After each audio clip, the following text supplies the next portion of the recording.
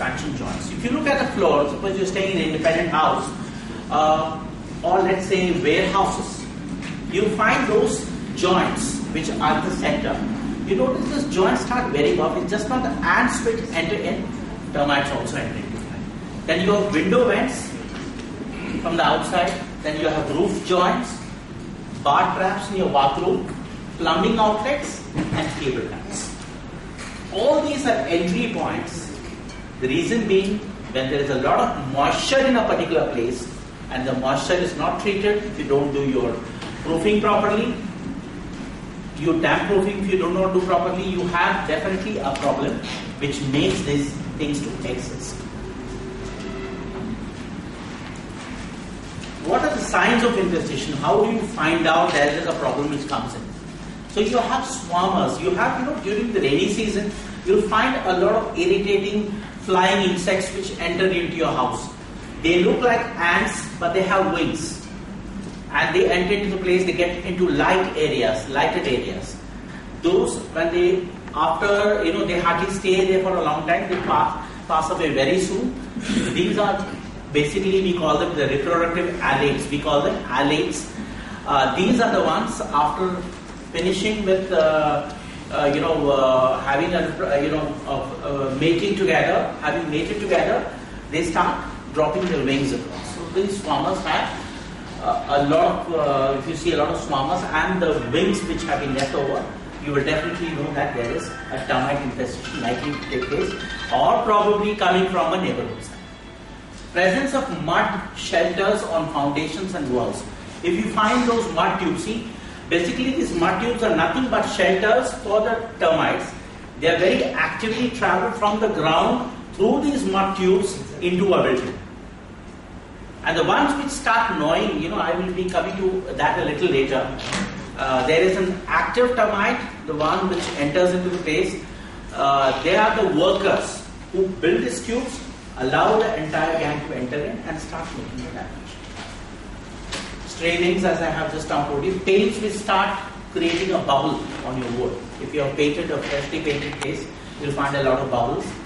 Then of course you have hollows. If you start knocking, you'll find that a small kind of teeny sound, if you really like, acoustic signals which allow these termites. I'm mentioning that the termites have gnawed the wood from the inside out. These are some of the other signs of infestation. See, this is how they go through. These are the mud tubes which leads. You can see the damage there. I can bring out an example, small example, which I have been reminded of. I would say this happened around 7 years ago when the Tatas reconstructed or rebuilt their costliest suite in Taj West End Hotel. They have this suite where lots of rock musicians to top businessmen, in fact when Ratan Tata visits, he stays there. In that place, when I basically noticed there were lots of problems. We had some time back some of the rock musicians who stayed there. In fact, during that time, I noticed there were lots of kinds of wood which was falling, a lot of mud falling into. It was a newly constructed or renovated place. They ignored the property for quite some time. They said, okay, it was an old building, just had to build it up like dressing up an old woman as a young bride. That's how they had dressed it up. In the end, we noticed there were lots of droppings coming in. When I noticed, there were tubes up on the top. It was a very huge building with a lot of big ceiling. Through the ceiling, we noticed that lots of termites had existed there for a long time and they remained there. It happened in a similar structure. This is something I'm going back to what is termites. Termites are one of the rare insects which are colonial in nature, which form and settle in colonies like us humans. A similar stance we can say ants also have the same habit, bees have the same habit. We have approximately 2,300 species existing in the world, and besides, as I told you, being detrimental or serious to wooden structures, I mean, they're causing severe damage to wooden structures. They also help in the environment, by creating a nutrient base for the planet.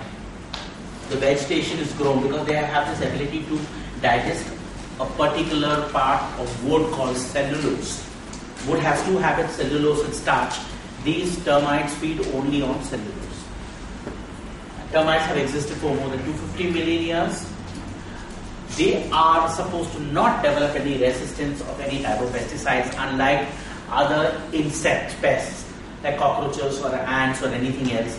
After you spray a particular pesticide on and on, it develops a resistance. This does not.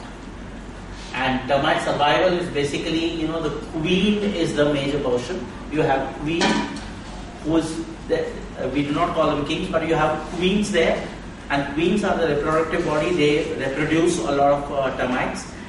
The ones the male which actually mates with the queen passes off immediately after the mating. That's how you find this wings lying there on the surface when the rain happens. That's the time when the mating happens.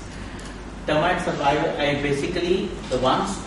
Queen is a very lazy insect. It's a huge one. It remains in a particular place and is fed by drones, and they have two kinds of people. One are soldiers, which protect the entire colony from any kind of attack from the outside. Probably if anything comes by, they know what has to be done. And then you have workers, which I said, feed the queen. They go in the mud tubes, gnaw a lot of wood, gather cellulose and come and feed. That's how it happens. The workers and soldiers are generally blind. They only have chemical signals. This is the queen, and you can call it a king. This is a male kind.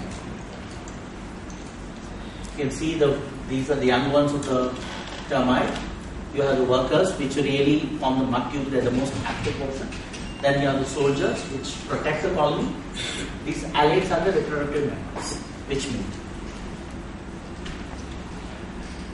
In the world, we have, if I just go simply, I'm talking about two different kinds of termites. In India, basically, we have more of subterranean termites, which is subsoil surface, soil-borne termites. You have a second one called dry wood termites, where live on dry woods also. And this is more important for subterranean termites because they, after a damage is done, you will find a honeycomb-like structure, because it will be just like a honeycomb. When you look at a particular body, you'll find it just looks like a honeycomb. And you have the dry wood termites. Lots of, they basically, whatever wood they consume, they are very neat and very smooth, very clean. You have a third type of termites, which are basically larger in nature, but not seen in India, called Formosan termites. So how to exclude them? How do you allow the termites not to come in? Like I said, that it basically depends on the moisture content. Keep moisture out. Use downspouts in gutters to divert water away from the home foundation. Store mulch, plywood. This we do not have anything to do in the city circles. But generally in the villages you have this very close to the house, people store it. Ensure that the trees, whatever are, we have this fancy habit. When we construct apartments, we see that very close to the apartment we start keeping our pots. Very close. This will lead to a termite infestation to the inside. So you will have to keep these trees, pots, all that a little away from where you are. And especially not covering vents. They ventilate crawl space. Crawl space is the place under the staircase. You should see that you should not have a lot of humidity. You should see that you reduce it. There will be aeration, a lot of aeration. Eliminate cracks and gaps in the attic vents, window joints and roof eaves. Remove old tree stumps and roots from near the house. That's because this causes termites to feed on them, and then after feeding on that, they try to enter into the place. Termite exclusion also means chemical treatments. I'm sure you people would have heard of the IS specification 6313 part 2 and 3. Part 2 is meant for pre-construction anti-termite treatment, and post-construction is part 3. You have to create proper chemical barriers. You have new techniques which have come in.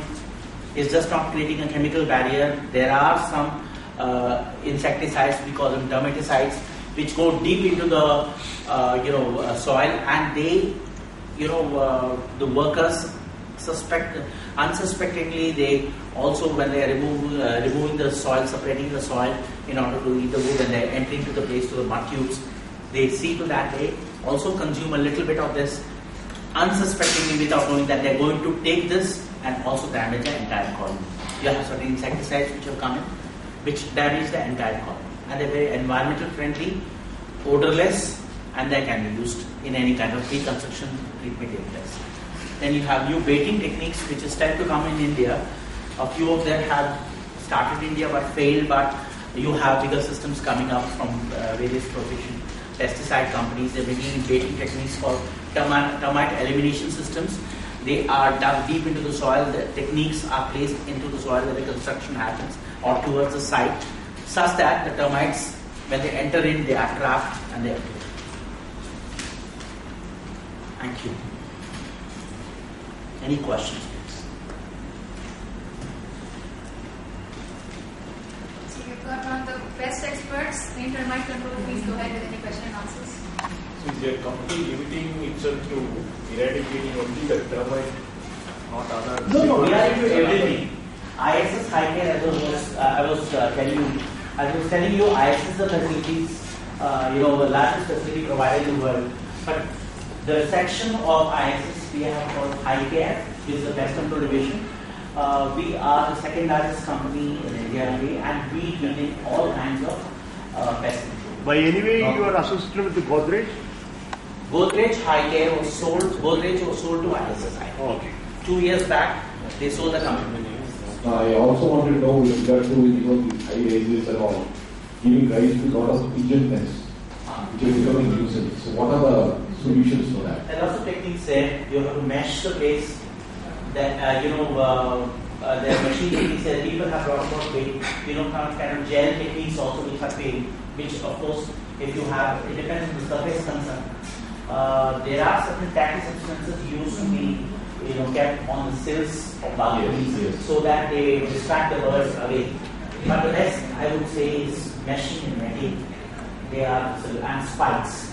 Spikes haven't worked. We have replaced spikes in most of our facilities in total environment. Even in the spikes also, they form a nest and keep all these twigs and all that and still, having Spikes is the easiest part for them to make nest, form a nest. It depends on the kind of spike. I do not know what kind of spike has been used and whom you have utilized, but they are professional bird control, the manufacturers of these spikes.